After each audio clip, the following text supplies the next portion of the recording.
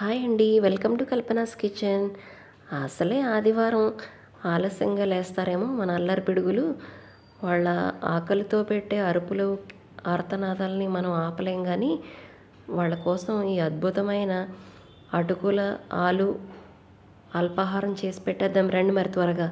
దానికోసం ముందుగా ఒక 2 కప్పుల అటుకుల్ని ఒక్క పావు గంట పాటు వాటర్లో నానబెట్టుకోవాలి.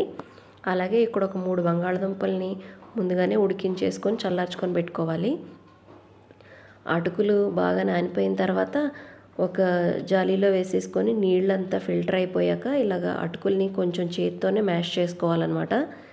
తర్వాత ఒక 3 ఆలుల్ని మనం ఉడికించి పెట్టుకున్నాం కదా, వాటిని ఇలాగ దానిపైన ఉన్న తొక్క మొత్తం తీసేసి ఒక సన్నని గ్రేటర్ తీసుకొని దాంతో ఇలాగ ఎక్కడా కూడా ముక్కలు అనేవి లేకుండా మెత్తగా మెదిపేసుకోవాలన్నమాట. దాంట్లోకి ఒక 2 పచ్చిమిర్చీలని ఇలా సన్నగా కట్ చేసుకొని వేసుకోవాలి. అలాగే ఒక మీడియం సైజ్ ఆనియన్ని కూడా చిన్న ముక్కలుగా కట్ చేసుకొని వేసేసుకోవాలి. మీ దగ్గర ఉంటే కొత్తిమీర కరివేపాకు కూడా వేసుకోవచ్చు. నేను ఇక్కడ ఓన్లీ కరివేపాకే వేశాను. అలాగే ఒక 2 చిన్న క్యారెట్స్ని ఇలాగ సన్నగా గ్రేట్ చేసేసి వేశాను. ఇప్పుడు అల్లం తురుము కూడా ఒక 2 స్పూన్ల వరకు వేసుకోవాలి. అలాగే 1.5 స్పూన్ వరకు సాల్ట్ కూడా వేసుకోవాలి.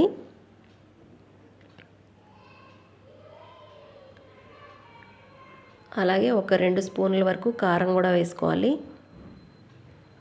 ఇప్పుడు కొంచెం మిరియాల పొడి, అలాగే 1 స్పూన్ వరకు జీలకర్ర పౌడర్ కూడా వేసుకోవాలన్నమాట. అలాగే ఒక 1/2 కప్ వరకు శనగపిండి వేసుకోవాలి. నేను ఇదే కప్పుతో అటుకుల్ని 2 కప్పులు తీసుకొని నానబెట్టానమాట. ఇప్పుడు మనం వీటన్నింటినీ బాగా కలిసేలాగా ఒకసారి పైనుంచి కిందకి మిక్స్ అయ్యేలాగా బాగా కలుపుకోవాలి. మనకి ఎక్కువగా తడిగా అనిపిస్తే కనుక మళ్ళీ ఇంకొంచెం శనగపిండి వేసుకోవచ్చు. ఇప్పుడు మనం దీంట్లోంచి ఒక చిన్న ఉండలాగా తీసుకొని దాన్ని ఇలా అరచేతిలో ఫ్లాట్గా చేసుకొని దాంట్లో మీ దగ్గర ఉంటే కనుక ఇలా చీజ్ని మధ్యలో పెట్టేసి పైన పిండితో కవర్ చేసేయాలన్నమాట. ఒకవేళ చీజ్ లేకపోయినా పర్వాలేదు, మామూలుగా ఇలాగ పొడవుగా మనం బుల్లెట్స్ లాగా చేసేసుకొని అన్నీ రెడీ చేసుకొని ఒక ప్లేట్లో పెట్టేసుకున్న తర్వాత ఆయిల్ని బాగా హీట్ అయిన తర్వాత మంట తగ్గించేసుకొని ఇలాగా మొత్తం అన్నీ ఆయిల్లో వేసేసుకొని బాగా ఫ్రై చేసుకోవాలన్నమాట. ఇది మనం ఓన్లీ మీడియం ఫ్లేమ్లోనే పెట్టుకోవాలి. మనకి లైట్గా బ్రౌన్ కలర్ వస్తే చాలు, మరీ రెడ్గా రావాల్సిన అవసరం లేదు. మరీ ఎక్కువగా ఫ్రై చేసామంటే కనుక లోపల ఉన్న చీజ్ మొత్తం బయటకు వచ్చేస్తుంది అనమాట. సో ఇలా లైట్ గోల్డెన్ బ్రౌన్ వచ్చిన తర్వాత అన్నీ తీసేసుకొని చక్కగా టొమాటో సాస్తో సర్వ్ చేసుకోవచ్చు అన్నమాట. వీటిలో అన్ని పోషకాలు ఉండడమే కాకుండా ఇవి కంటికి కూడా అందంగా కనిపిస్తున్నాయి కాబట్టి గబగబా లాగించేస్తారు.